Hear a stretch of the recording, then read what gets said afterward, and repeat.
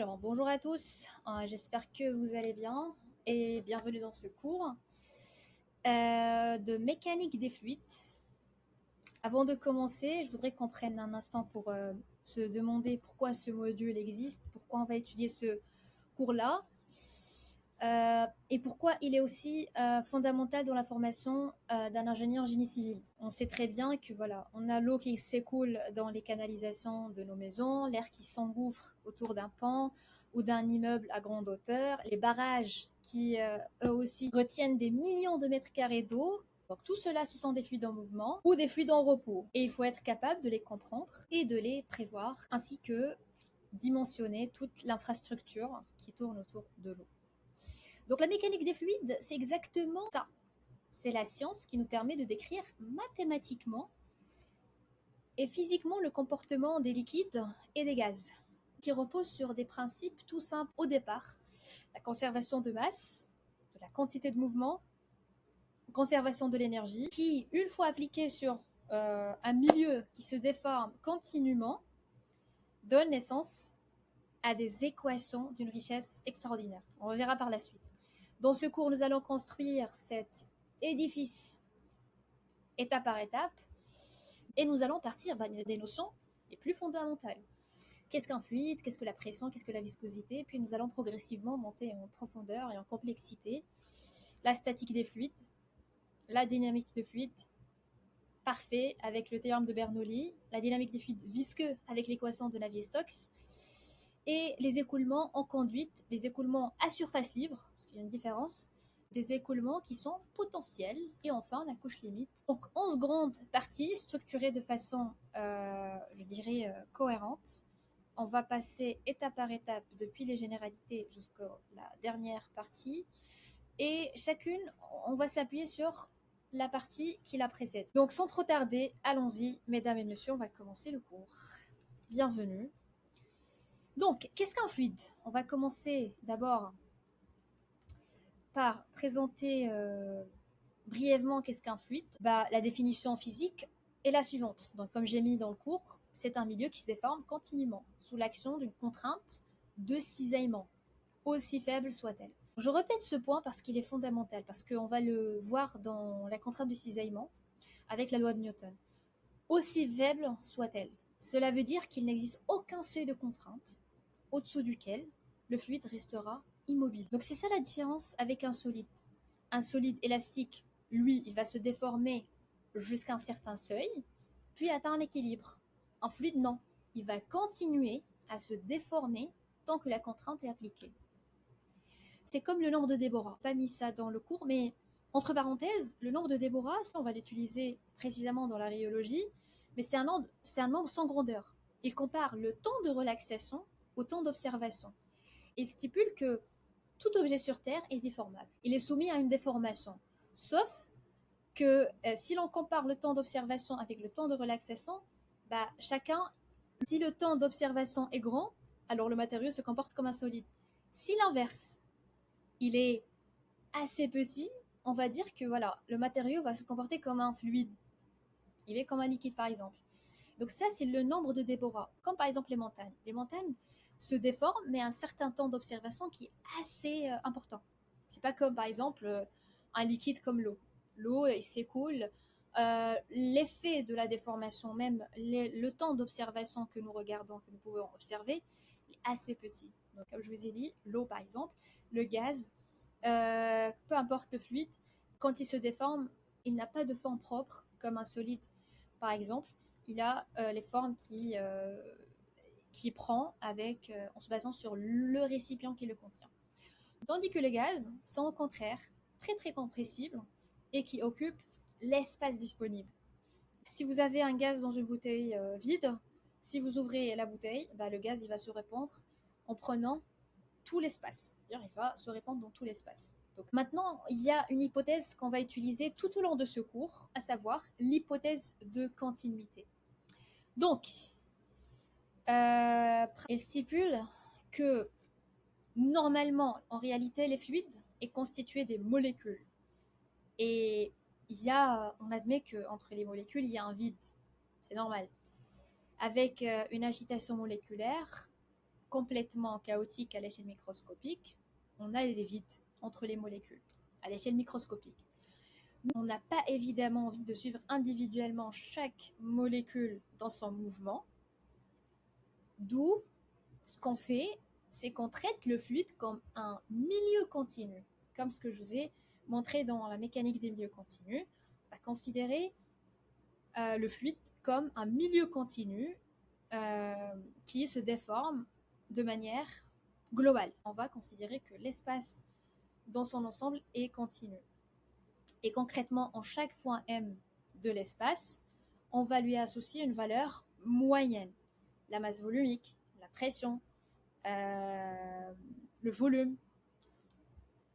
Le volume, comme j'ai dit, il devrait être suffisamment petit, mais assez grand, pour contenir un très grand nombre de molécules, de telle sorte que les fluctuations... On va passer maintenant aux équations caractéristiques. La masse volumique, les densités et la compressibilité. Donc, la masse volumique définie par la limite du rapport entre la masse du petit élément de fluide et son volume, quand ce volume tend vers la valeur 0. Elle s'exprime en kilogrammes par mètre cube, et à partir de la masse volumique, on va définir deux grandeurs dérivées, le poids volumique, qui est ρ fois g, tout simplement, et la densité, qui est le rapport entre la masse volumique et le volume. Finalement, il y a la viscosité. La viscosité, c'est sans doute la propriété la plus caractéristique de tout ce cours-là. Et je veux qu'on s'y attarde un peu. Imaginez deux plaques planes, parallèles, séparées par une fine couche de fluide. La plaque du bas, elle est fixe, la plaque du haut, elle est mobile, et qui se déplace avec une certaine vitesse U. Et le fluide, à cause des conditions d'adhérence, il va coller avec les deux plaques. On y reviendra par la suite sur cette notion-là. Et sa vitesse, elle est nulle contre la plaque fixe en bas, et elle vaut U contre la plaque du haut, ou bien la plaque mobile. Et entre les deux, il s'établit un gradient de vitesse. De Newton nous dit que la contrainte tangentielle nécessaire pour maintenir ce mouvement, elle est proportionnelle au gradient de vitesse. Le coefficient de proportionnalité ici, mu, c'est la viscosité dynamique. Et elle est exprimée en pascal fois seconde, qui mesure la résistance interne du fluide quand il est en déformation, qui est spécifiquement en cisaillement. Autrement dit, elle mesure à quel point le fluide colle à lui-même. Justement, c'est une déformation interne, mesure les frottements internes. On définit également la viscosité cinématique, qui est tout à fait sans rapport de la viscosité dynamique sur la masse volumique. Et là, la particularité de s'exprimer en mètres carrés par seconde, exactement comme le coefficient de diffusion, ce qui n'est pas un hasard. La viscosité cinématique, il va gouverner effectivement la diffusion de la quantité de mouvement dans le fluide. Viscosité dynamique, c'est justement, elle mesure la déformation interne, notamment de cisaillement au sein du fluide. La viscosité cinématique, elle va mesurer la diffusion de la quantité de mouvement dans le fluide. Donc, deux rapports, deux grandeurs qui sont importantes. Un point sur le vocabulaire, il faut le noter. Donc, le fluide est dit newtonien que lorsque sa viscosité ne dépend que de la pression et la température du taux de cisaillement. C'est le cas de l'eau, de l'air, de l'huile. Ce n'est pas le cas, pensez par exemple. Dans ce cours, nous traiterons que des fluides newtoniens. Donc, la prochaine partie, ça sera sur les fluides réels et les fluides parfaits. Il y a une différence. Et pour fluide réel, dès qu'on a défini la viscosité, c'est la partie qui va nous aider à distinguer et structurer la suite du cours.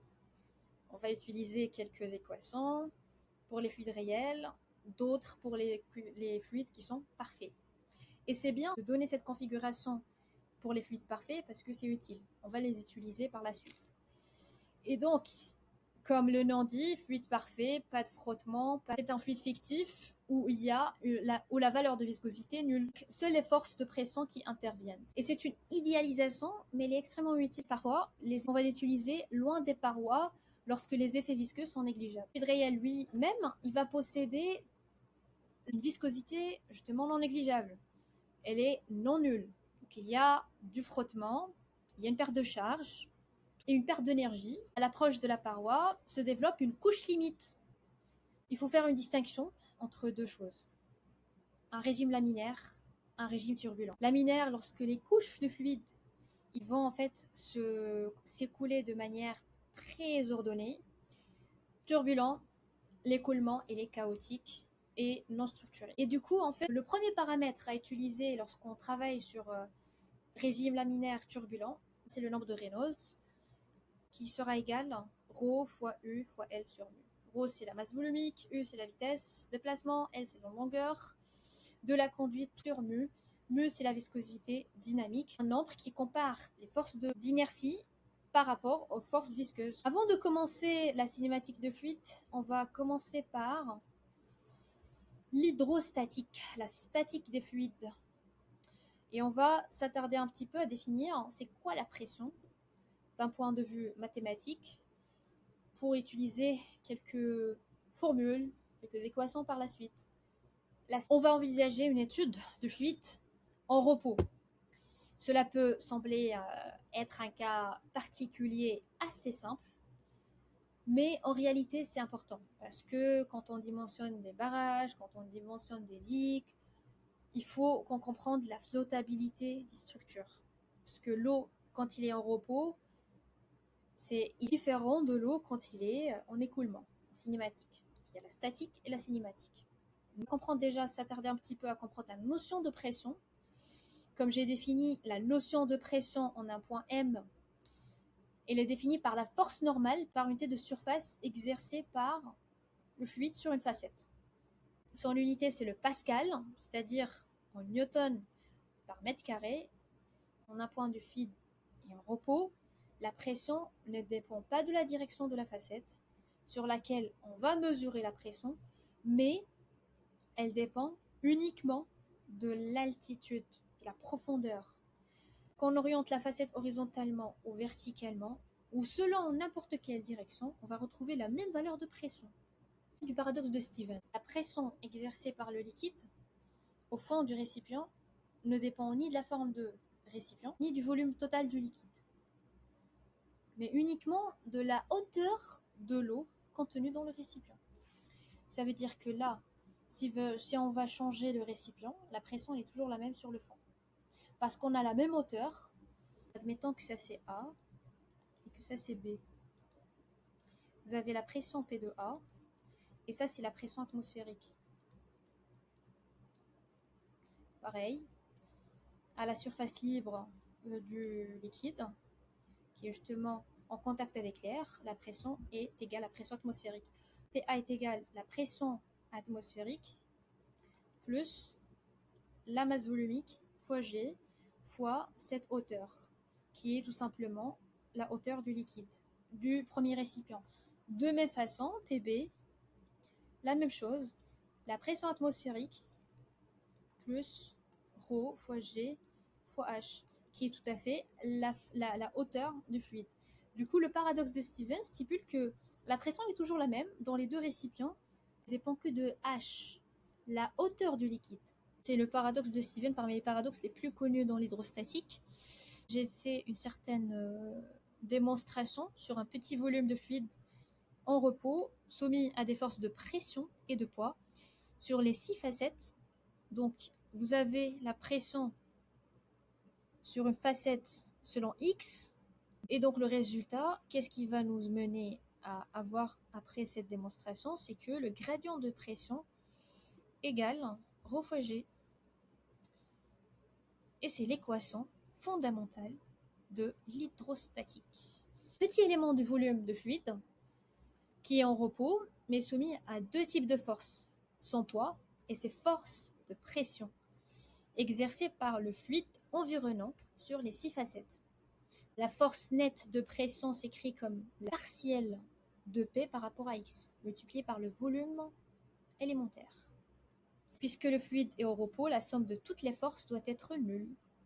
La première, la fin, dans les 3 directions de l'espace, en X, Y, on obtient que la pression ne varie pas, ce qui est logique. La gravité n'agit que verticalement, et en Z, en revanche, on obtient l'équilibre entre les variations de pression et le poids.